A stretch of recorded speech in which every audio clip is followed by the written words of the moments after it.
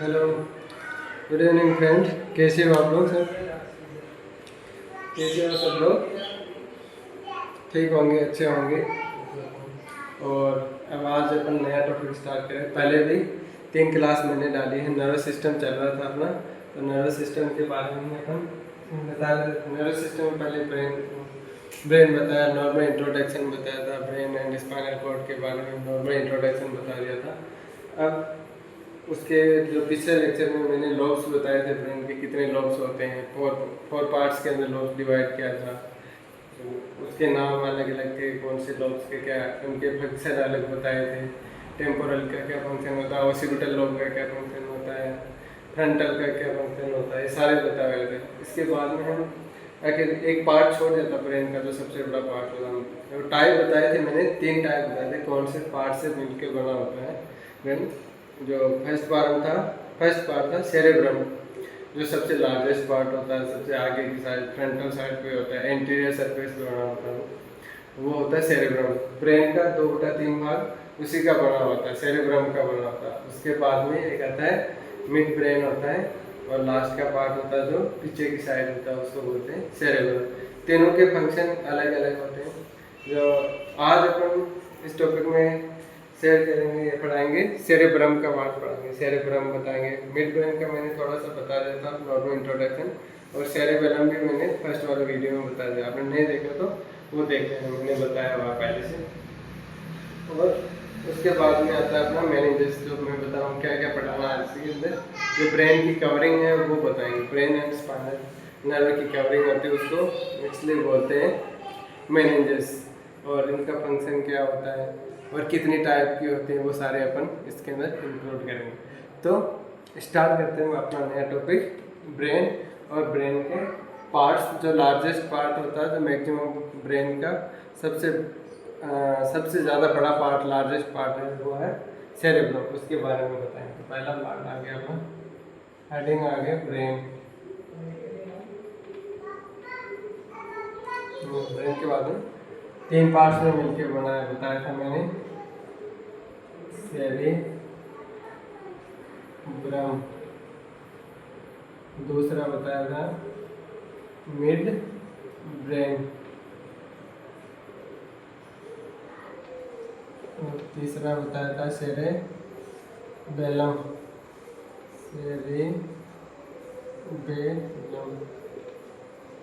इनके बारे में मैंने शॉर्टली पहले बता दिया था, इससे मिलकर बना। ये होता है सबसे लार्जेस्ट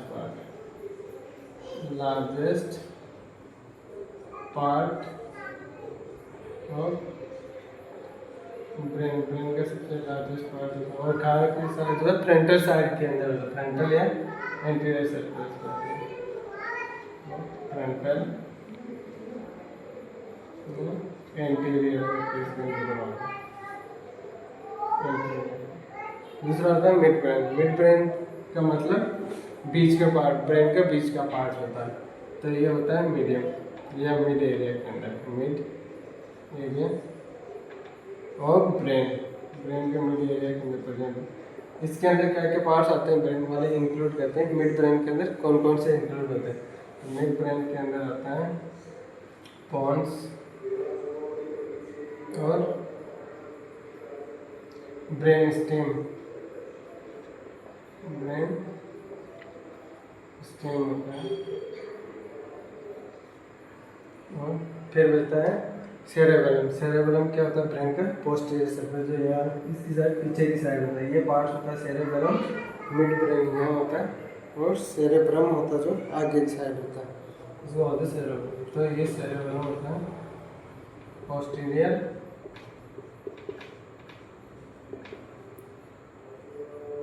पार्ट ऑफ ब्रेन,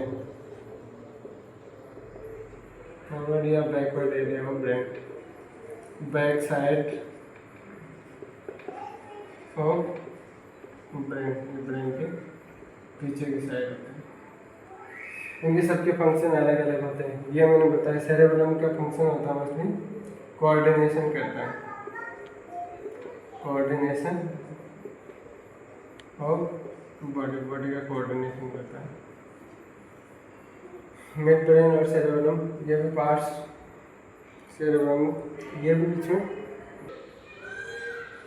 अब चालू करते हैं हमने सेरेब्रम। इससे पहले वो दो बताए थे, मिड ब्रेन और सेरेब्रम, वो शॉर्टली मैंने बता दिया था। उनसे इतना क्वेश्चन आता है, उनके फंक्शन वगैरह पूछे जाते हैं, लेकिन ये सबसे लार्जेस्ट पार्ट है सेरेब्रम, इससे ट्यूशन पुटअप किया जाता है और ये सबसे बड़ा पार्ट है, इसलिए इसको थोड़ा सा लार्जली मैं डिस्क्राइब कर देता हूँ सेरेब्रम क्या होता है और कैसे किसको बोलते हैं। सेरेब्रम सबसे लार्जेस्ट पार्ट है, फ्रंटल सरफेस पे बना होता है आगे की साइड में। ये किससे मिलके बना होता है? दो है। क्या आ रहा है अपना सेरेब्रम पार्ट, ये सबसे लार्जेस्ट पार्ट बताता है, ब्रेन का सबसे लार्जेस्ट पार्ट होता है, फ्रंटल साइड में होता है और इसी से क्वेश्चन ज़्यादा पुटअप होते हैं। मिड ब्रेन का भी बताया है, जो मैंने पिछले वीडियो में बताया, अभी भी बताया, और उसके बाद सेरेबेलम बताया, वो भी मैं पिछले में बताया और अभी भी मैंने थोड़ा सा डिस्क्राइब करा। इसी ज़्यादा इंपॉर्टेंट ये होता है एग्जाम की दृष्टि से, तो इसी को अपन ज़्यादा पढ़ लेते हैं, इसी पर ज़्यादा जोर देते हैं। तो ये है सेरेब्रम। तो सेरेब्रम किससे मिलके बना होता है? पहले तो ये होता है कंसिस्ट किससे होता है। सेरेब्रम के अंदर दो हेमिस्फेयर्स होते हैं, वो बताया था हेमिस्फेयर क्या होता है, लास्ट वीडियो में बताया। अर्थ चंद्राकार स्ट्रक्चर होते हैं, दो हेमिस्फेयर से मिलके बना होता है, वो सेरेब्रम है। और इनके फंक्शन वगैरह क्या है, क्या हेमिस्फेयर, जिस लेफ्ट हेमिस्फेयर और राइट हेमिस्फेयर दोनों से मिलके बना होता है। जिसके डोमिनेंट हैंड होता है या जिसका डोमिनेंट हेमिस्फेयर होता है, उनमें दोनों में अपोजिट फंक्शन करता है। मतलब जिसका डोमिनेंट हैंड राइट है, उसका फंक्शन कौन, ब्रेन का फंक्शन कौन सा करेगा? लेफ्ट हेमिस्फेयर फंक्शन करेगा। और जिसका लेफ्ट हैंड वर्किंग है, लेफ्ट हैंड डोमिनेंट है, उसका ब्रेन फंक्शन कौन करेगा? राइट साइड का ब्रेन काम करेगा, मतलब राइट हेमिस्फेयर काम करता है। ये दोनों में जस्ट अपोजिट होता है। तो मैं बता देता हूँ क्या कंसिस्ट किससे मिलके बना होता है। Consist two hemispheres, two hemispheres, उनके नाम है left and right. Right side hemispheres,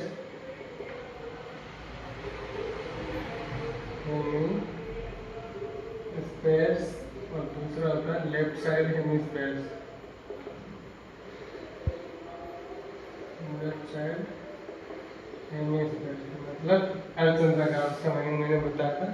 इसमें हमारा स्ट्रक्चर होता है, जैसे ये ब्रेन आपने देखा है, ये दिल के नुमा जैसी स्ट्रक्चर होती है। थोड़ा सा देखो,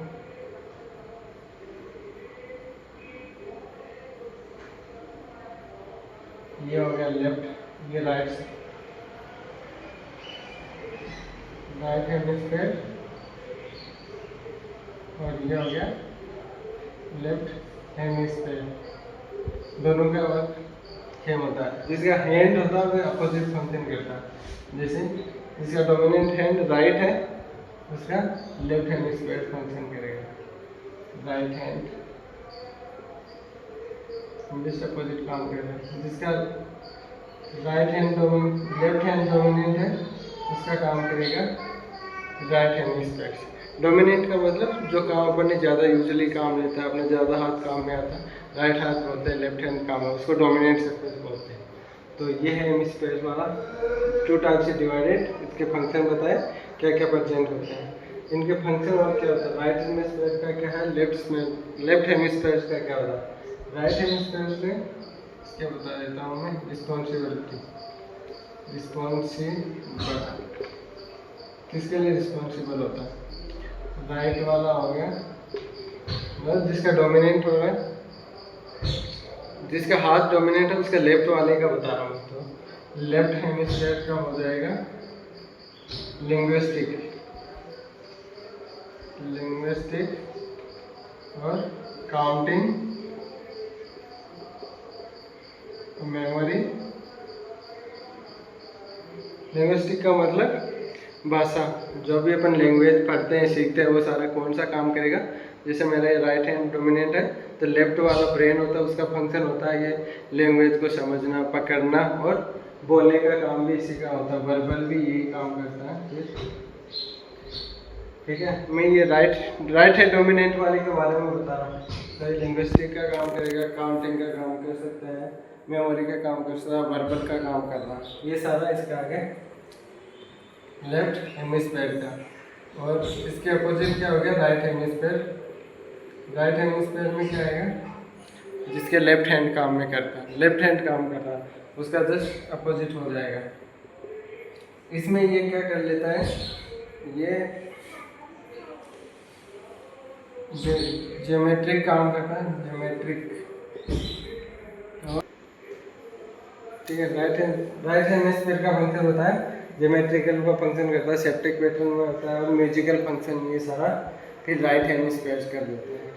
और जो आपस में जुड़ा रहता है ये सरफेस बोलते हैं, जैसे लेफ्ट हेमिस्फीयर और राइट हेमिस्फीयर ये दोनों ही सरफेस से जुड़ा रहते हैं, उसको क्या बोलते हैं, कनेक्शन रहता है। कनेक्टेड किससे रहते हैं, उसको बोलते हैं कॉर्पस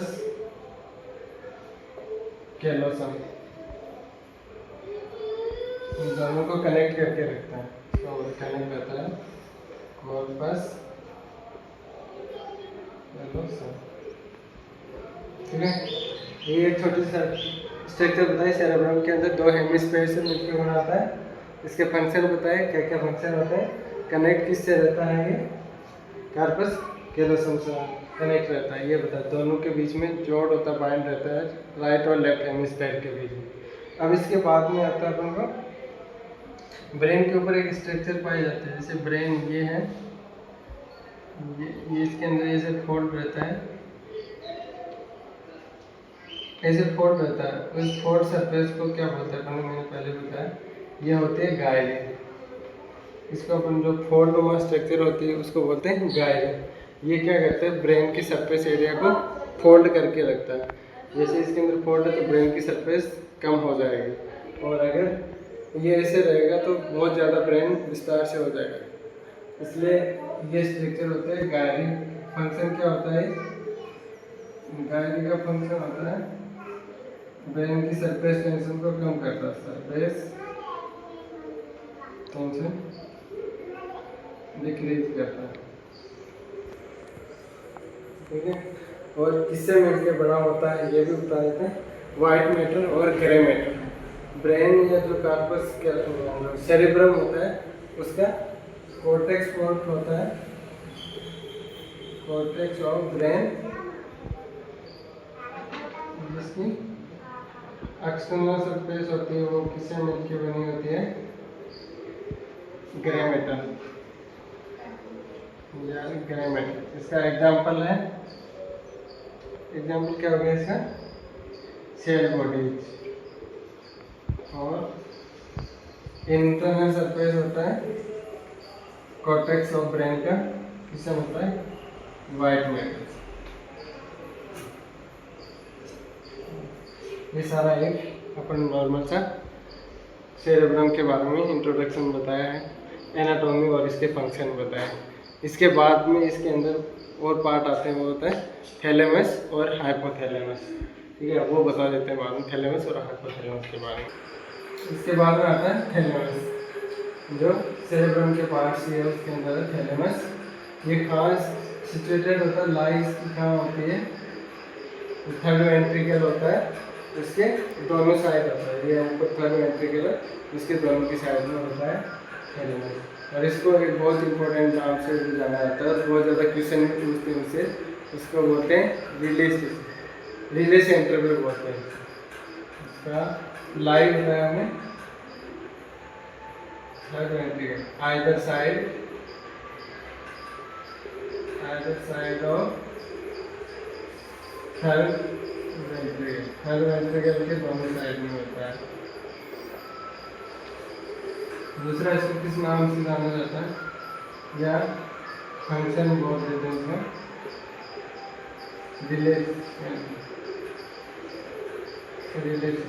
बहुत ज़्यादा इम्पोर्टेंट चीज़ है। जो बोलते हैं रिले सेंटर किसको बोलते हैं, तो थैलेमस को बोलते हैं रिले सेंटर। ये क्वेश्चन आता है कॉम्पिटिटिव एग्जाम में भी पूछा, रिले सेंटर कौन होता है, थैलेमस होता है। और इसका मतलब क्या होता है, ये सारे सेंसेशन रिस्पॉन्स करवाता है, जैसे सुनने का काम करवाता है, इसका इससे जुड़ा रहता है, सुनने का काम थैलेमस करवा देता है, तो हाँ एक नहीं होता है इसका, और फैक्ट्री को छोड़ के सारे रिले स्टेशन यही करता है, रिले सेंटर यही होता है, थैलेमस ही होता है। और उसके बाद में आता है हाइपोथैलेमस। हाइपोथैलेमस को भी क्या बोलते हैं, इसका दूसरा नाम क्या होता है, ये भी इम्पोर्टेंट चीज़ है हाइपोथैलेमस। इसको मास्टर ग्लैंड बोलते हैं हाइपोथैलेमस।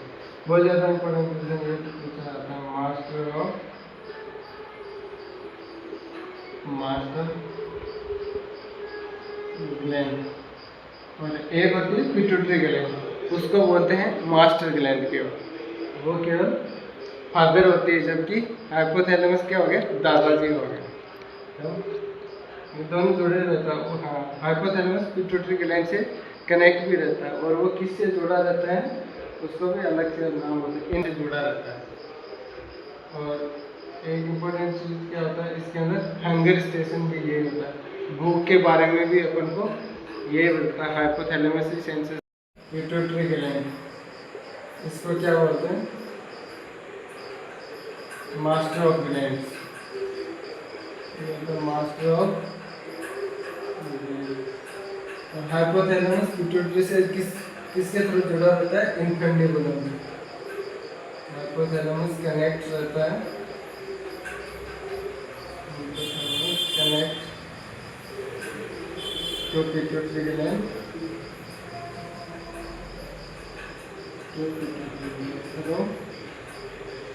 इनफेंडिबुलम। इस तरीके से कनेक्ट रहता है।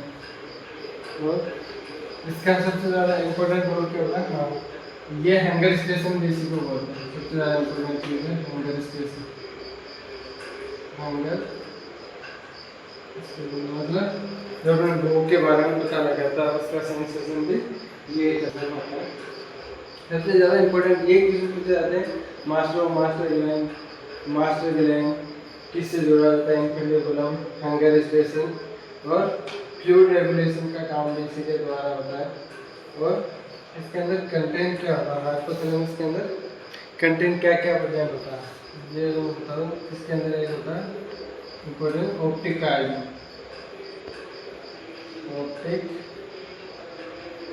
काइजम होता है, ऑप्टिक काइजम का मतलब जो अपनी नर्व होती है, और ऑप्टिक नर्व होती है, जो इसके अंदर हाइपोथैलेमस की साइड में दोनों आपस में कनेक्ट रहते हैं, दोनों का आपस में कनेक्शन रहता है, और दोनों अपोजिट साइड में, ऐसे एक नर्व ऐसे आ रही है, एक नर्व ऐसे आ रही है।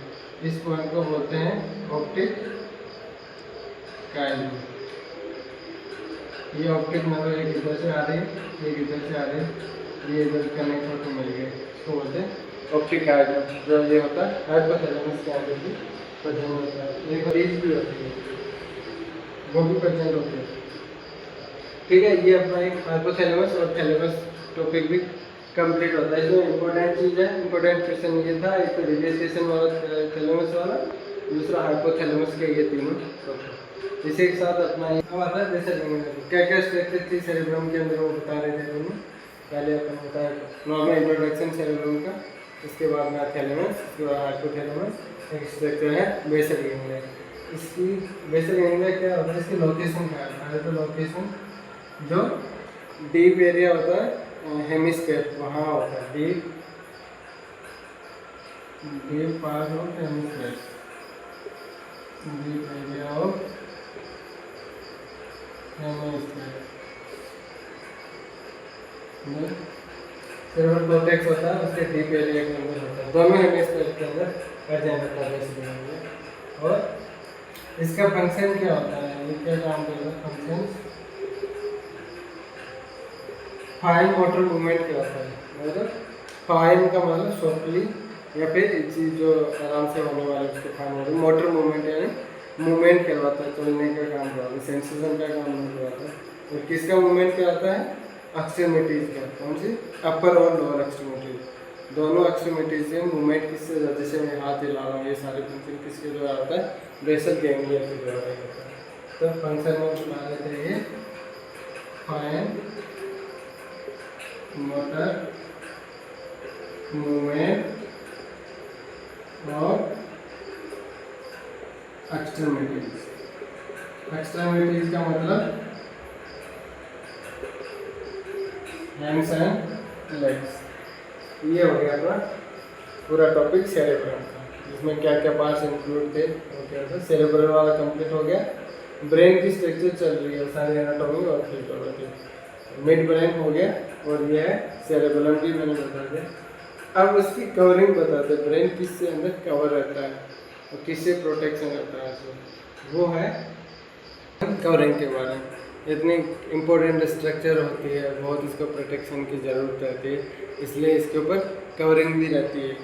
और पहले तो एक ब्रेन में जो अपने स्कल नुमा स्ट्रक्चर होते हैं, फिर उसके अंदर बोन होती है और फिर इसके नीचे आती है कवरिंग। उन कवरिंग को क्या बोलते हैं अपन? मेनिंजेस। ब्रेन और स्पाइनल कॉर्ड दोनों के पास में रहती है मेनिंजेस, जो मैंने पहले बताया भी थी, इससे पहले वाले वीडियो में बताया मैंने।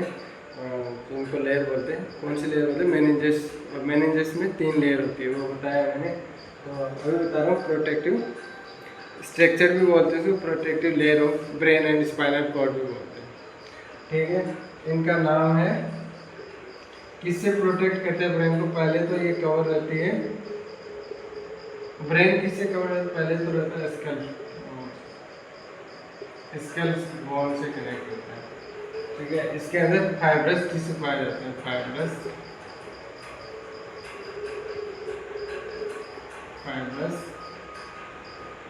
मूवमेंट भी है, फाइब्रस जॉइंट भी होते हैं। फाइब्रस जॉइंट का मतलब इसके अंदर जीरो अमाउंट में मूवमेंट होता है, यानी मूवमेंट नहीं होता है, उनको फाइब्रस जॉइंट भी बोलते हैं। ये भी पूछा जाता है तो स्केलेटल सिस्टम के अंदर आता है। और इसकी आती है कवरिंग, जो कवरिंग में मैं लिख रहा हूँ, दोनों को कवर करता है, ब्रेन को और स्पाइनल कॉर्ड को। तो मैंने ये पहले बताया था, डीएपी के नाम से अपन जानते हैं उसको। पहले ये होती है ड्यूरामीटर, दूसरी होती है एरेकेनॉइड, तीसरी होती है पायोमीटर। ये 3 लेयर होगी, 3 मेनिंजेस होगी, ड्यूरामीटर, एरेकेनॉइड और पायोमीटर। ये आउटर लेयर होती है, सबसे बाहर की साइड होती है, आउटर साइड। और एरेकेनॉइड, ये जो बहुत ज़्यादा इम्पोर्टेंट है, ये होती है मिडल वाली ज़्यादा इम्पोर्टेंट होती है। इसके अंदर क्या पाया जाता है? कोरोइड प्लेक्सस पाया जाता है। कोरोइड प्लेक्सस, इसका मतलब क्या होता है? ये CSF रिलीज करते हैं। कोरोइड प्लेक्सस क्या कहते हैं? CSF। जो ब्रेन के अंदर जो फ्लूइड होता है उसको बोलते हैं CSF। CSF मतलब सेरेब्रो स्पाइनल फ्लूइड। जो सेरेब्रम और स्पाइनल के अंदर जो फ्लूइड मूवमेंट होता है उसको शॉर्ट फॉर्म में बोलते हैं CSF। और उसको रिलीज कौन करता है? ये करता है कोरोइड प्लेक्सस। ये इंपॉर्टेंट चीज़ है, क्वेश्चन पूछा जाता है एग्जाम के अंदर। ये होता है कोरोइड प्लेक्सस। और इसी के अंदर अब्जॉर्ब होके, इसी के अंदर रिलीज होके फिर अब्जॉर्ब भी होता है, उसको बोलते हैं विलाई, कोरोइड विलाई। ये क्या करता है? सीक्रेट करता है। और ये होता है विलाई, कोरोइड विलाई।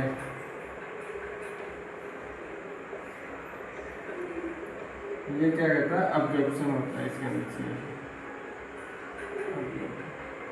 किसको सीक्रेट करता है? CSF।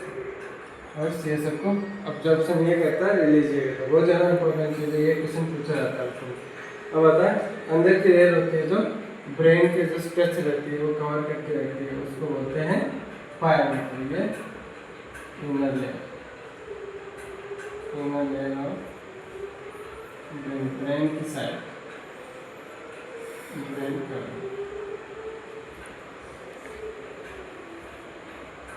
कवरिंग थी, प्रोटेक्टिव कवरिंग थी ब्रेन के, ब्रेन और स्पाइनल कॉर्ड की। जो मेनिंजेस बोलते हैं, बहुत इंपॉर्टेंट चीज़ है, ये पूछा भी जाता है और एग्जाम की दृष्टि से भी पूछा जाता है, कंप्यूटर एग्जाम में, और शॉर्ट नोट्स के रूप में भी पूछा जाता है, जो अपने एकेडमिक एग्जाम के अंदर भी पूछा है। ड्यूरामीटर, एरेकेनॉइड, पायोमीटर, इनकी वो पूछते हैं किस साइड से कौन सी, ब्रेन की साइड में कौन सी लेयर होती है, ब्रेन के आउटर साइड में कौन सी होती है।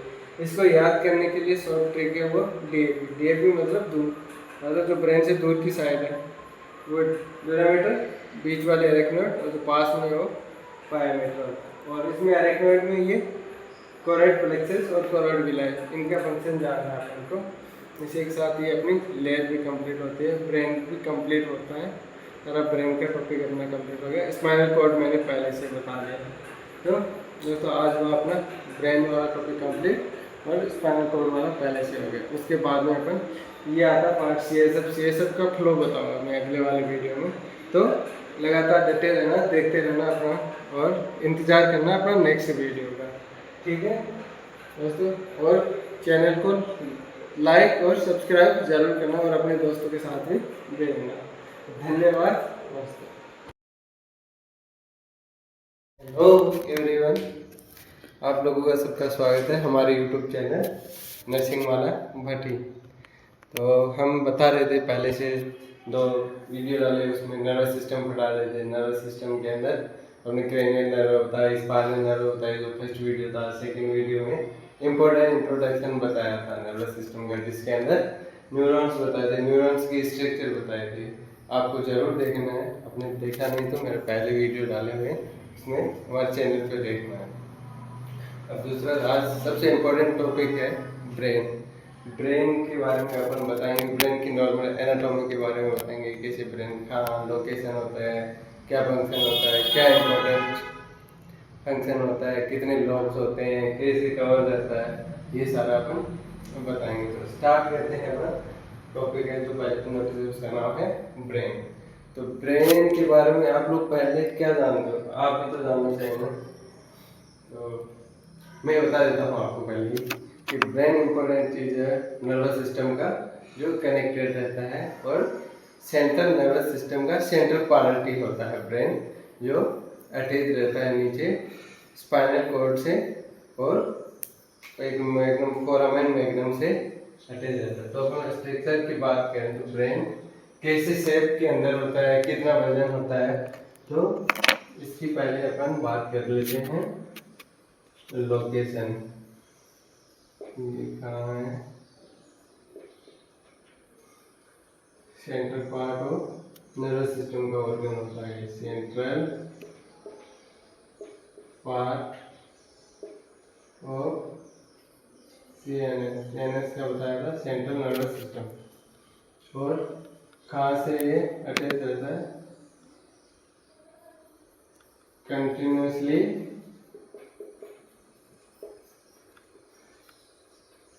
रहता है स्पाइनल कॉर्ड। स्पाइनल कॉर्ड से नीचे की तरफ कंटिन्यूसली रहती है। और इसकी शेप के बारे में बता देते हैं, किस शेप के अंदर होता है। शेप होती है वॉलनट। वॉलनट तो जानते होंगे, जैसे होता है अखरोट, जैसे होता है आपने अखरोट खाया होगा, उसी शेप के अंदर होता है, उसी तरह उसके अंदर कवरिंग रहती है।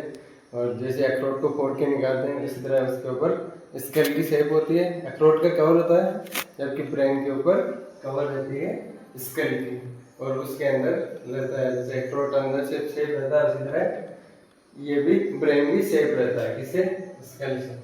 तो अपन बता देते हैं शेप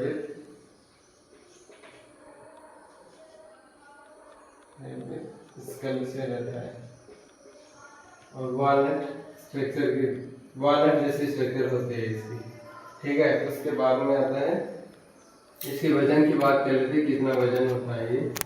तो ये depends upon male and females, और इंडिविजुअली डिपेंड भी करता है कितना वजन होता है, और स्पेशली तो मेल और फीमेल के अंदर भी होता है। आपको क्या लगता है किस में ज़्यादा होता है, मेल में होता है या फीमेल में होता है?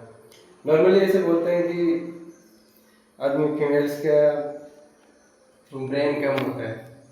एक्चुअली वेट का थोड़ा इश्यू होता है, मेल के अंदर वेट होता है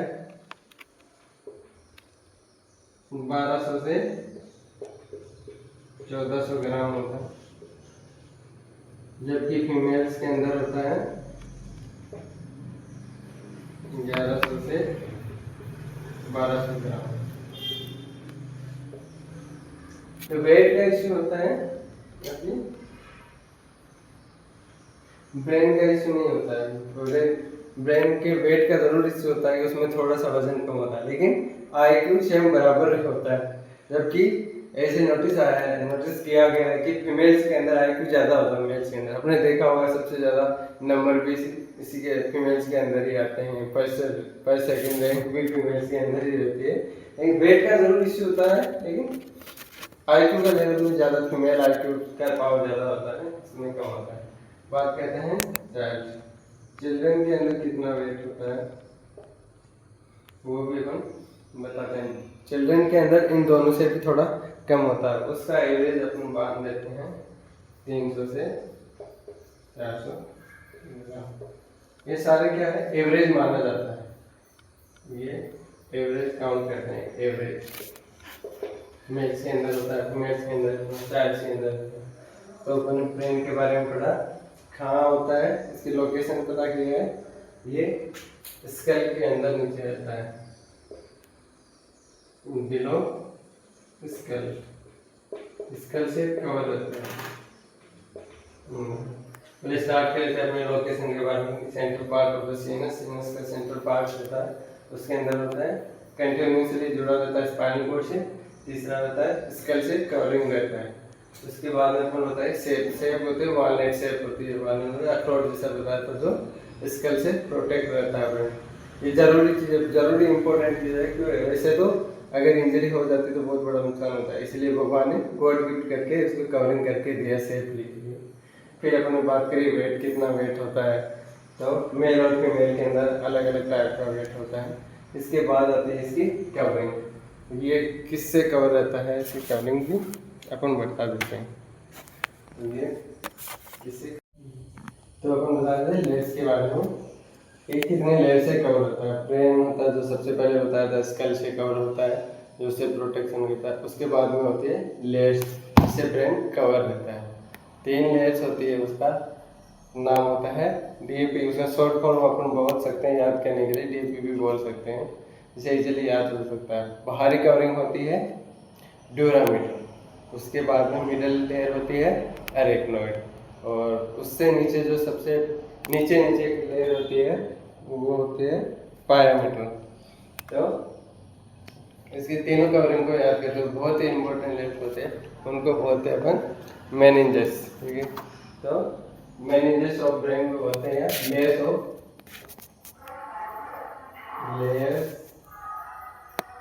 ऑफ ब्रेन। पहले तो इसका नाम बता देते हैं, ड्यूरामीटर और एरेक्नोइड, तीसरा होता है पायामीटर।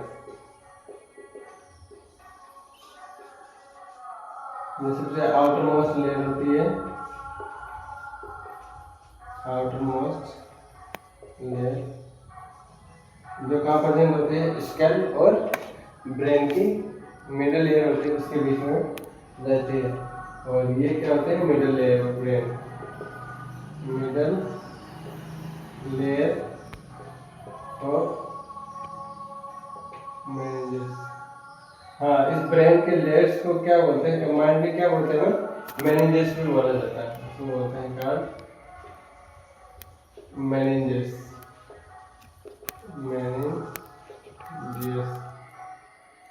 ये पहले होता है ड्यूरामीटर, एरेक्नोइड, तीसरा होता है पायामीटर। ये सबसे नीचे की लेयर होती है, below layer of meninges, meninges बोलते हैं। ठीक है, ये 3 लेयर है। इसको शॉर्ट ट्रिक होता है याद करने के लिए, DAP। हम मोस्टली यूज करते हैं, तो खेतों में काम में लेते हैं DAP। इसी तरह इसको भी याद कर सकते हैं। और एक दूसरी और भी है, DAP का ड्यूरा का मतलब दूर, जो सबसे बाहर की साइड होती है उसको बोलते हैं ड्यूरामीटर, इसलिए याद करते हैं दूर। तीसरा आता है, बीच में आता है एरेक्नोइड, और P फॉर पायामीटर, जो क्या होता है, P फॉर पास में, जो सबसे पास में होते हैं उसको पायामीटर बोल रहे हैं। बीच वाली एरेक्नोइड होती है, जो सबसे दूर होता है उसको एरेक्नोइड बोलते हैं। इजीली ट्रिक याद करते हैं। इसका सीक्वेंस भी पूछा जाता है एग्जाम में, सबसे पहले कौन सी लेयर होती है, बीच में कौन सी होती है, उसके बाद वाली कौन सी लेयर होती है। तो ये याद करना है, जो आउटर मोस्ट ये है, मिडिल लेयर ये है, बिलो लेयर ये। इसके बाद में अपन इनका और आगे डिस्क्राइब करेंगे। तो ये था अपना एक छोटा टॉपिक, आज मैंने स्टार्ट किया है ब्रेन का।